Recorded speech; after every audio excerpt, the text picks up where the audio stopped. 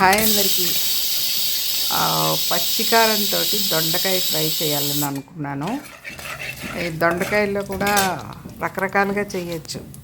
ఈ దొండకాయలు ఏంటంటే పచ్చి దొండకాయలు డైరెక్ట్గా నూనెలో వేసేస్తే సరిగా వేగవు అనమాట.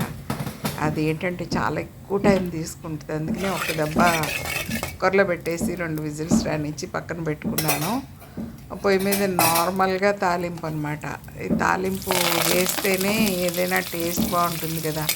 ఈ నూనెలో వేగిన ఈ సామాన్లు ఆవాలు, జీలకర్ర, మినపప్పు వీటి వల్ల కూరకు మంచి టేస్ట్ వస్తుంది. అందుకని నార్మల్ తాలింపు దినుసు వేసేసి ఈ ఉడకబెట్టుకున్న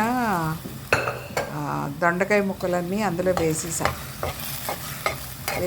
ఆ వాటర్ వేస్ట్ అవ్వకూడదని చెప్పేసి వాటర్తో కూడా ఎగరబెట్టేద్దామని వేసేసాను. ఆ వాటర్ లేకపోతే ఇంకొంచెం తొందరగా అయిపోయేది కూర. కానీ ఆ నీళ్ళు పారిపోయడం నాకు మనసుకి నచ్చలేదు. ఎందుకంటే ఇంతకుముందు ఈ దొండకాయని మతిభ్రంశం కాయ అనేవారు. సరే, దాని గురించి తర్వాత చెప్తాను. ఇప్పుడు ఇది ఏంటంటే పచ్చికారం ఒకటి తయారు చేసుకుంటే ఈ కూరకి నేను ఎప్పుడు కూడా ఆ పచ్చికారం ఏంటంటే ధనియాలు, ఎండుమిరపకాయలు, జీలకర్ర వేసి గ్రైండ్ చేసి తర్వాత ఇట్లా వెల్లుల్లిపాయ కూడా వేసి గ్రైండ్ చేస్తాను అన్నమాట. దీన్ని పచ్చికారం చాలా ఫ్రైల్లో, ముద్దకూరల్లో వేసుకుంటే చాలా బాగుంటుంది. అంటే మామూలు కారంతో పాటుగా మామూలు కారం వద్దనుకుంటే కూడా మానేసి ఈ కారం వేసుకుంటే ఒక అద్భుతమైన టేస్ట్గా ఉంటుంది. మామూలుగా కారాలు ఆడించేసుకుని పెట్టుకున్న కారం కంటే కూడా ఈ పచ్చికారం అనేది చాలా అద్భుతమైన టేస్ట్గా ఉంటుంది. చాలా బాగుంటుంది. అయితే ఈ మతిభ్రంశం కాయ అనేవారు దీన్ని. చాలా ఫ్యామిలీస్లో ఇప్పుడు కూడా తినరు. దొండకాయ అంటే బ్రెయిన్ పాడైపోద్ది, లేకపోతే బ్రెయిన్ సరిగ్గా పనిచేయదు. బెండకాయ తింటే చాలా బ్రెయిన్ బాగా స్పీడ్గా పనిచేస్తుంది. ఇట్లాంటి అపోహలు ఉన్నాయి చాలా వరకు.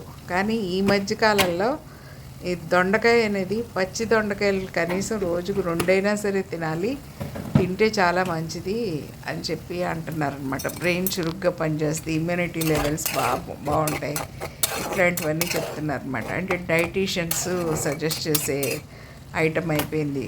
ఈ డైట్లో 2 పచ్చి దొండకాయలు తినమని చెప్తున్నారు రోజుకి. మంచి దొండకాయలు లేతవి తీసుకుని పచ్చివి తిన్నా బాగానే ఉంటాయి. దొండకాయలు ఏం ప్రాబ్లం లేదు. కానీ మనకి అలవాటు లేని దాని మీద పచ్చివి తినాలంటే కొంచెం ఇబ్బంది అవుతుంది. అయినా కానీ కూరలాగా చేసుకుని చక్కగా ఎమ్మిగా అన్నంలో కలుపుకొని తినచ్చు కదా వెజిటబుల్స్ తినే రోజు.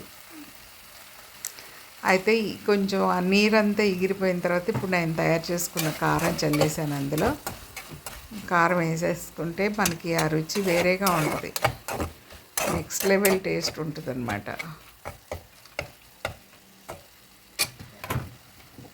మీరు వాకప్ చేయండి. చాలా ఫ్యామిలీస్లో దీన్ని మతిభ్రంశం కాయ అంటారు దొండకాయనే.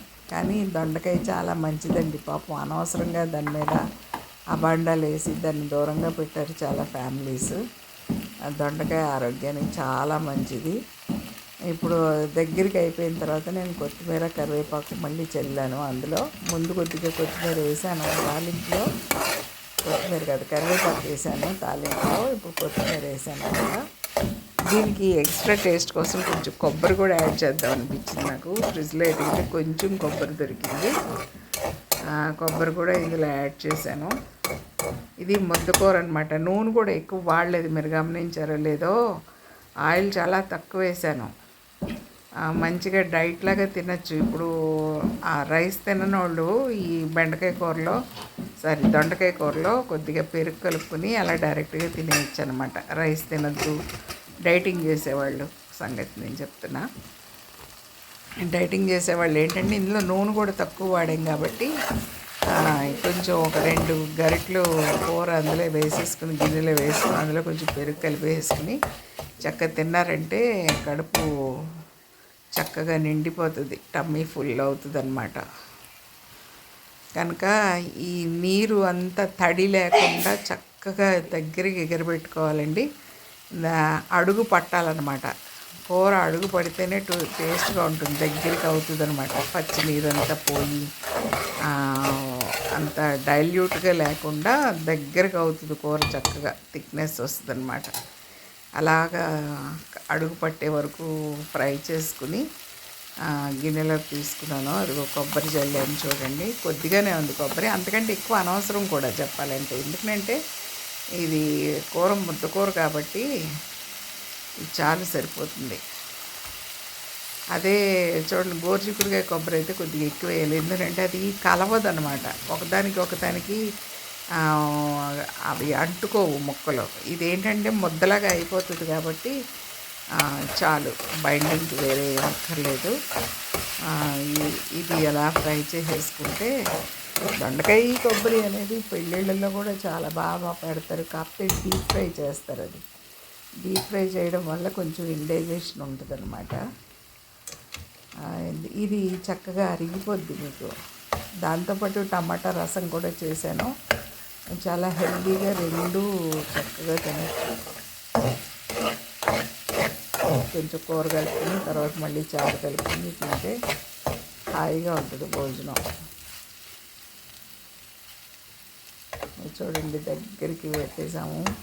నూనె చూసారా, చాలా తక్కువ వాడాను ఇందులో. ఎందుకంటే కొన్ని కర్రీస్కి చక్కగా తక్కువ వాడుకుని నూనె, అంటే ఇది హెల్తీ కర్రీ లాగా ఫీల్ అవుతుంది అనమాట. ఇదొకటి పొట్లకాయ, బీరకాయ, ఆవకాయ ఇట్లాంటివన్నీ నాకు హెల్తీ కర్రీస్ నా దృష్టిలో. దీంట్లో ఉల్లిపాయలు అవి ఏమి వేయం. చూడండి, కూర చాలా బాగా వచ్చింది. నచ్చితే లైక్ చేయండి, షేర్ చేయండి, సబ్స్క్రైబ్ చేయండి. Thank you.